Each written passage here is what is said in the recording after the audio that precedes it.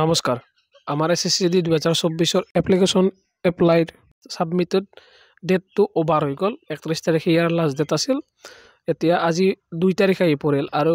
4 পৰা 6 লৈকে আমাৰ এপ্লিকেশ্যন যেটো কাৰেকশ্যনৰ উইন্ডো থাকিব হেতু খোল খাব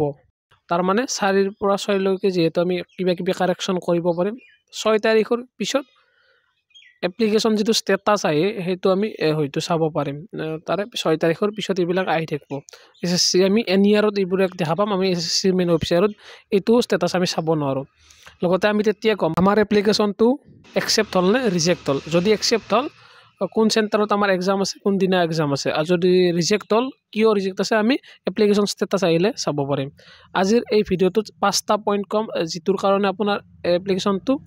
ৰিজেক্ট হোৱাৰ চান্স থাকিব এই 5টা যদি কৰা গৈছে এপ্লিকেশ্যনখন এপ্লাই কৰা টাইমত দেন এপ্লিকেশ্যনটো হয়তো ৰিজেক্ট হৈ যাব পাৰে আৰু যদি এই 4-5টা পইণ্ট কৰা নাই দেন আপোনাৰ এপ্লিকেশ্যনখন একো প্ৰবলেম নোহোৱাকৈ একসেপ্ট হ'ব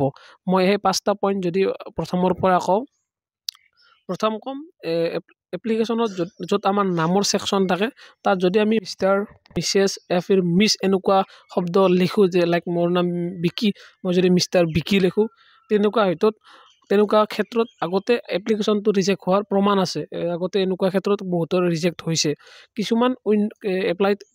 মিস্টাৰ বা মিসেসটো অটোমেটিক থাকে তাত আমি চুজ কৰিব লাগে যে মিস্টাৰটো বা মিসেস নিজে চুজ কৰিব পাৰি তাত বেলেগ কথা হেতু বেলেগ পইণ্ট বাট ইয়াতে য'ত আমাৰ কল য'ত নামটো দিছে য'ত নামটো লিখিব লাগে ৰেজিষ্ট্ৰেচনটো য'ত কৰে তাত যদি আমি মিস্টাৰ বা মিসেস লগাই কেনে এপ্লাই কৰো হয়তো ৰিজেকশন হ'ব পাৰে এইটো আছিল প্ৰথম পইণ্ট যদি সেকেন্ড পইণ্ট একবাৰ কওঁ সেকেন্ড পইণ্ট হল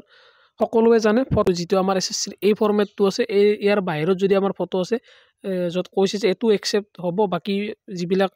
12টা ফটো আছে এইবিলাক একসেপ্ট নহয় যদি এনেকুৱাই 12টা ফটোৰ ভিতৰত থাকে হয়তো এপ্লিকেশ্যনটো ৰিজেক্ট হৈ যাব পাৰে থাৰ্ড যদি কওঁ আমি সিগনেচাৰ আমি যদি সিগনেচাৰ কওঁ সিগনেচাৰটো আমাক যদি য'ত আপলোড কৰিব দে সেই সিগনেচাৰটো ব্লাৰি হয় চেনি নাপয় বা একদম ধৰিবই নোৱাৰি সিগনেচাৰটো কি নাম লিখা আছে তেনেকুৱা ক্ষেত্ৰতো সদায় এপ্লিকেশ্যন ৰিজেক্ট হয় ফৰ্থ যদি পইণ্ট মই কওঁ মাল্টিপল এপ্লাই যদি কোনোবাই দুটা এপ্লাই কৰি দিলে ধৰি লওক কাৰোবাৰ এটা এপ্লাই কৰোতে ভুল হল কিবা মিস্টেক হৈছিল তো সেই দেখি কোনোবাই আৰু এটা এপ্লাই কৰি দিলে বেলেগ ৰেজিষ্টাৰ একাউণ্ট খুলি কেনে এনাই নৰ্মেলি নতুন একাউণ্ট খুলিব নোৱাৰি বাট কিবা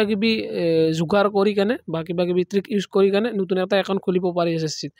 স্পেস বা কমা বা ফুল ষ্টপ লগাই এটা একাউণ্ট খুলি যদি কোনোবাই ডাবল এপ্লাই কৰিছে একটা ভ্যাকেন্সিতে